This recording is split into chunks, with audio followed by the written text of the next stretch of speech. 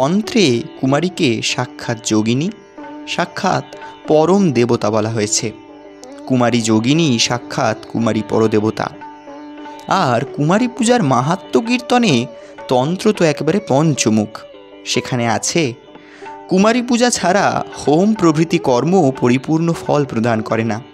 কুমারী পূজার দ্বারা হোমাদি কর্মের কোটিগুণ ফল লাভ হয়।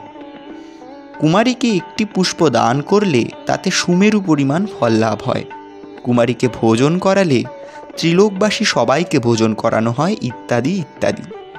যদিও এ সমস্তই অর্থবাদ অর্থাৎ স্তুতিবাচক, তথাপি কুমারী পূজা যে পূজা আরাধনার একটি বিশেষ অঙ্গ তাতে কোনো সন্দেহই নেই। কুমারী পূজার তাৎপর্যটি শ্রীরামকৃষ্ণের ছোট একটি কথায় এত সুস্পষ্টভাবে ব্যক্ত হয়েছে যে কোনোরূপ ব্যাখ্যার প্রয়োজন হয় না। তার কথায় আছে, কুমারী পূজা করে কেন? সব স্ত্রীলোক ভগবতীর এক একটি রূপ, শুদ্ধাত্মা কুমারীতে ভগবতীর বেশি প্রকাশ।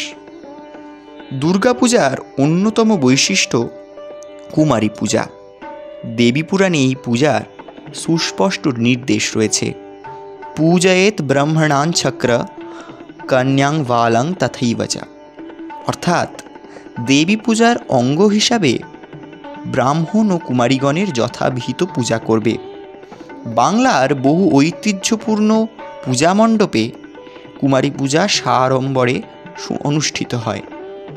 সপ্তমী, অষ্টমী এবং নবমী এই 3 দিনই অথবা এই 3 দিনের যে কোনো একটি দিনে, কোথাও কোথাও বা নবমীতে বা অষ্টমীতে এই পূজা অনুষ্ঠিত হয়ে থাকে। 1 থেকে 16 বৎসর পর্যন্ত বালিকারা ঋতুমতী না হওয়া পর্যন্ত কুমারী রূপে পূজিতা হওয়ার যোগ্য। এক এক বয়সে কুমারীকে এক এক নামে ও দেবী জ্ঞানে পূজা করার রীতি।